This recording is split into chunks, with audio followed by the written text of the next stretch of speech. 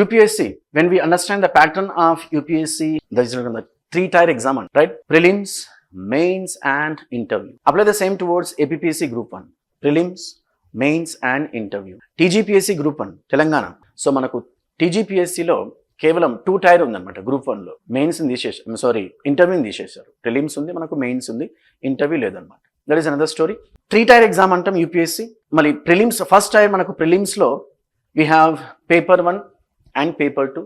Prelims nature of the exam అన్నప్పుడు అందరికి తెలుసు, ఒక ఐడియా పెట్టుకోండి. నేచర్ ఆఫ్ ది ఎగ్జామ్ అన్నప్పుడు మనకు మల్టిపుల్ చాయిస్ క్వశ్చన్స్, MCQs అంటాం. Generally we call MCQs, but questions చాలా కొంచెం డీప్గా ఉంటాయి అన్నమాట. స్టేట్మెంట్ బేస్డ్ క్వశ్చన్స్ అంటాం మరి, right? Paper 1 we have general studies and paper 2 CSAT.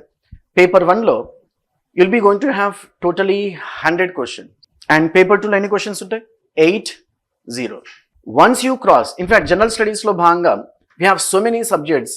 Major subjects వచ్చి మనకు 7 సబ్జెక్ట్స్ అంటాం. History, polity, economy, geography, science and technology, what not. We have the respective subjects, right?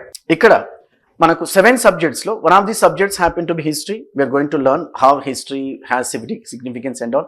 Mali paper 2 lo bhanga we have CSAT. CSAT stands for Civil Services Aptitude Test antam. Ikkada major ga manaku ante chala components unna, major ga manaku maths and English, decision making unde chala untayi. Minor major vachesi manaku general mental ability antam. For our convenience, we say maths and English.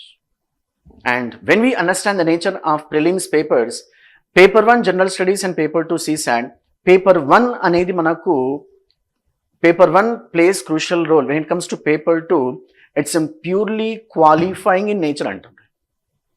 You need not to score much marks in paper 2. Konni manaku oka pattern untundi, oka criteria untundi. A criterion meet chesi will be in anamata. But paper 1 మీద బాగా work చేయాలి.